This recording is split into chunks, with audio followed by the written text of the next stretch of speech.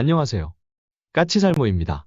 오늘은 좀 안 좋은 소식을 전하고 시작하도록 하겠습니다. 영국의 신형자주포 도입 사업 아시죠? 우리나라의 K9이 도전하고 있는 그 사업이요.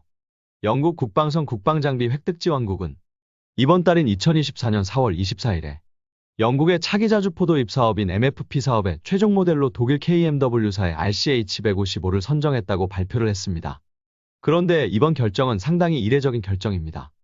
왜냐하면 사람들이 예상했던 시기보다 이번 결정은 상당히 빠른 시간에 결정되었기 때문입니다. 그리고 이렇게 빠르게 결정이 된 건 바로 RCH-155가 다른 후보들에 비해서 압도적으로 우수했기 때문이라고 저는 생각을 합니다. 그리고 많은 유튜버들이 영국의 자주포 사업에서 우리 K9 자주포가 선정될 가능성이 높다는 식으로 이야기했었는데요. 미안한 이야기지만 제가 아는 한에서는 영국의 차기 자주포 사업에서 K9이 선정될 가능성이 높았던 적은 단 한 번도 없었습니다. 그리고 솔직히 여러분이 보기에는 현재 전 세계에서 가장 우수한 자주포는 뭐라고 생각을 하시나요? 우리나라의 K9? 아니면 독일의 PGH-2000? 아니요, 아닙니다. 분명 과거에는 이 두 자주포가 세계 최고의 자주포 자리를 두고 경쟁하던 게 사실입니다. 그러나 RCH-155가 등장한 현 시점에서는 저는 당연히 RCH-155가 가장 우수한 자주포라고 이야기할 것입니다. 물론 이번 결정을 두고 어떤 분들은 영국이 정치적 결정을 했다고 이야기하기도 합니다. 실제로 영국 국방성의 국방장비 획득지원국장은 이런 말을 하기도 했는데요. 이번 복서 기반 자주포는 영국과 독일 동맹에 장기간에 걸쳐 탁월한 무기 시스템을 제공할 뿐만 아니라 영국 산업에 대한 추가 투자를 촉발하고 수출 기회를 위한 미래를 열 것이다라고 이야기했습니다. 이 뜻은 독일의 KMW사가 RCH-155에 들어가는 여러 가지 부품을 영국에서 생산하기로 했다는 걸 이야기한다고 합니다.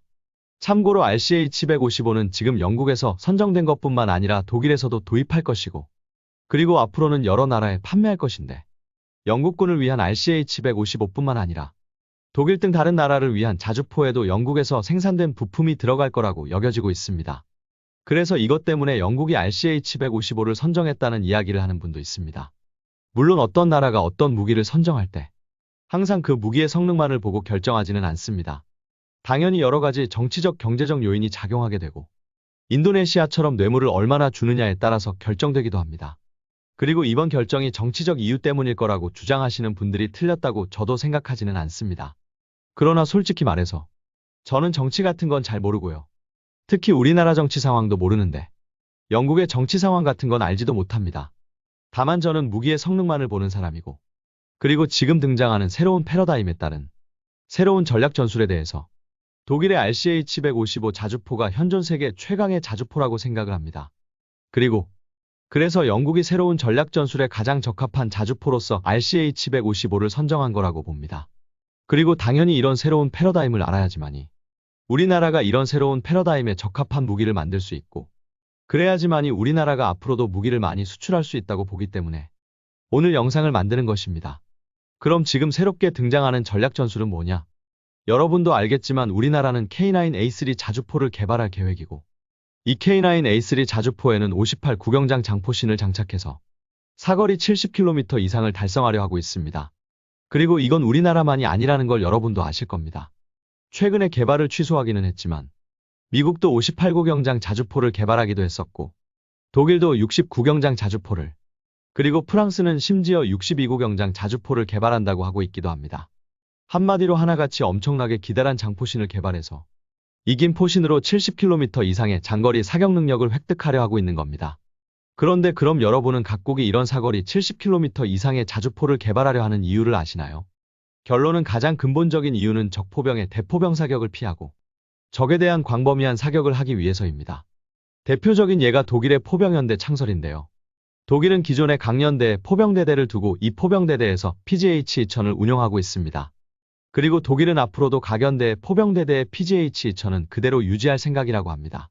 그런데 독일은 이 포병대대와 별도로 포병연대를 창설하려 하고 있고 이 새로운 포병연대를 위해서 독일이 도입하는 게 바로 RCH-155입니다. 그럼 독일은 이 독립된 포병연대를 통해서 뭘 하려 하는 것일까요? 간단하게 말해서 광범위한 화력 지원을 할 생각입니다. 이게 어떤 개념으로 이루어지냐면요. 사거리 70km 이상의 장거리 포병 화력을 이용해서 적의 대포병 사격이 도달하지 못하는 먼 거리에서 사격을 하고 그리고 혹시라도 적의 대포병 사격이 있을 것을 대비해서 빠른 발사 속도로 빠른 시간에 집중 사격을 하고 그리고 빨리 진지를 이탈하게 됩니다. 그리고 새로운 진지로 이동을 해서 이 새로운 진지에서는 기존 진지에서 공격하던 목표와는 완전히 상이한 새로운 목표를 또다시 집중적으로 공격하는 것입니다. 한마디로 긴 사거리의 탄약을 짧은 시간에 집중해서 사격을 하고 상당히 먼 거리를 이동해서 이번에는 전혀 다른 목표를 또 짧은 시간에 집중해서 공격을 한다는 것입니다. 그래서 독일이 원했던 게 차륜형 자주포였고 그래서 나온 게 RCH-155입니다. 그럼 기존의 PGH-2000은 이런 작전을 못하느냐라고 물어보신다면 네, 못합니다. 우선 PGH-2000은 사거리 연장탄을 사용한다고 해도 최대 사거리가 52km에 불과하고 그리고 궤도형이라 차륜형에 비해서 장거리 전술기동에 적합하지 않습니다. 무엇보다 현재 독일에서 PGH-2000이 문제가 되고 있는 게 가동률입니다. PGH-2000의 가동률이 낮아서 이런 임무에는 적합하지 않다고 합니다. 이런 임무를 하려면 결론은 자주포가 오랫동안 정비를 받지 않고도 장거리 임무를 수행할 수 있어야 하지만 PGH-2000은 정비 주기가 짧고 그로 인해서 가동률이 낮기 때문에 이런 임무에 적합하지 않다는 겁니다. 그리고 솔직히 이 이야기는 우리나라의 K9도 마찬가지입니다. 결론은 장거리 임무에 부적합하다는 건 모든 궤도형 자주포의 똑같은 단점이니까요. 그리고 그래서 과거부터 영국의 차기 자주포 사업에는 차륜형 자주포가 더 유리하다고 이야기되어 왔었고 그래서 스웨덴의 아처 자주포가 유리하다고 이야기했습니다. 아처 자주포가 바로 빠른 시간에 사격을 집중하고 이탈하는 전술을 위해서 만들어진 자주포이니까요. 그러나 아처 자주포도 독일이 말하는 이런 새로운 전술에 완벽하게 어울리는 자주포는 아니었습니다. 그 이유는 아처 자주포의 장전장치에 걸려있는 포탄은 21발뿐이고 그래서 빠른 발사 속도로 빠른 시간에 한 번에 발사할 수 있는 포탄의 수량은 21발뿐이기 때문에 화력이 상대적으로 약합니다.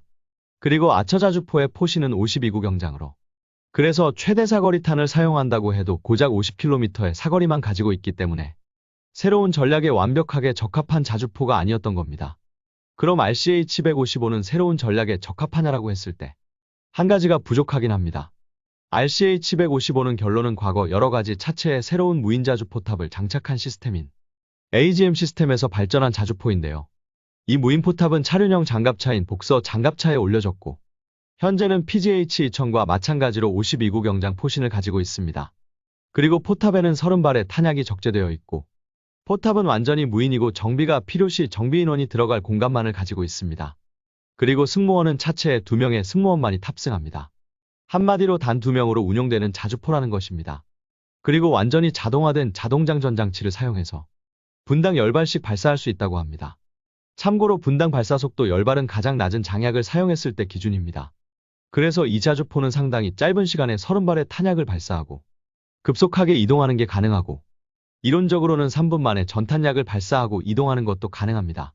그리고는 복서장갑차의 우수한 전술기동 능력을 통해서 짧은 시간에 상당히 먼 거리를 이동해서 또다시 이런 임무를 반복해서 할 수 있게 하기 위해서 개발된 자주포이고요. 그래서 당연하지만 이런 전술을 사용하려면 탄약 재보급 속도가 빨라야 하고 그래서 로봇8과 탄약 보급 차량을 활용해서 상당히 빠른 시간에 재보급이 가능하다고 합니다. 다만 현재는 한 가지 부족한 점이 아직까지는 PGH-2000과 마찬가지로 52구경장 포신을 쓰고 있고 그래서 최대 사거리가 52km에 머문다는 것입니다. 그러나 이건 현재 독일군의 요구 조건을 반영해서 라인메탈사에서 69경장 장포신을 개발하고 있고 차후에는 이 69경장 장포신을 장착해서 사거리 70km 이상을 달성할 수 있을 거라고 합니다. 그리고 이 자주포가 비록 차대가 차륜형이지만 이 자주포의 차대가 얼마나 안정적이고 우수한지 알 수 있는 부분이 있는데요. 그건 이 자주포가 지금 전 세계에서 유일하게 주행하면서 포를 발사할 수 있는 자주포라고 합니다. 한마디로 천천히 이동하면서 사격이 가능하다고 해요.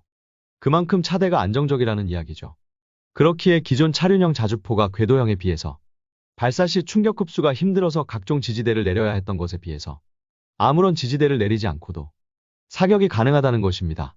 이게 가능한 건 역시 차량 기술의 발전과 그리고 복서 장갑차라는 우수한 장갑차 덕인 거죠. 한마디로 과거에는 불가능했던 게 지금은 가능한 겁니다. 그래서 이 자주포는 현재 부각되고 있는 새로운 전략 전술에 가장 부합한 자주포라는 건 부인할 수 없는 사실이고 그로 인해서 독일에서도 선택이 되었고 영국도 선택을 하게 된 것입니다. 그런데 문제는 이런 새로운 전략 전술을 받아들이고 있는 나라가 영국과 독일만이 아니라는 것이죠. 그래서 앞으로 이런 새로운 전략 전술을 받아들이는 많은 나라들로부터 러브콜을 받을 가능성이 높은 게 RCH-155 자주포입니다. 어떤가요? 영국이 단순하게 정치적 문제 때문에 RCH-155를 선택한 게 아니라는 걸 아시겠나요? 분명 우리 K9도 우수한 자주포인 건 사실입니다. 그러나 지금 전 세계적으로 새로운 전략 전술이 나오고 있고 여러 나라들이 앞다투어서 새로운 전략 전술을 받아들이고 있습니다. 심지어는 우리나라조차도요. 그리고 우리 K9이 이 새로운 전술에 부합하는 자주포이냐고 했을 때 완벽하게 부합하는 자주포는 아닙니다. 그렇기에 우리가 앞으로 수출 시장을 확대하려면 이 새로운 전략 전술에 부합하는 새로운 자주포를 개발해야 합니다. 물론 그렇다고 앞으로 우리 K9이 전혀 팔리지 않을 거라는 건 아닙니다. 독일도 여전히 RCH-155를 도입하면서도 포병대대에서는 여전히 PGH-2000을 운용할 생각이고 역시 가성비 면에서 우리 K9만큼 우수한 자주포가 없기 때문에 앞으로도 우리 K9은 많이 판매되리라 봅니다. 그러나 분명한 건 우리도 급속하게 퍼지고 있는 이 새로운 전술에 부합하는 새로운 자주포도 개발해야지만이 수출을 확대할 수 있을 거라는 것입니다. 이 문제는 단순하게 영국 시장만을 볼 문제는 절대로 아니라고 봅니다. 그렇기에 지금 우리는 K9이 아닌 RCH-155 같은 새로운 차륜형 자주포를 개발할 필요성이 있다고 봅니다. 여러분이 보시기에는 어떠한가요? 이상 영상 봐주셔서 감사합니다.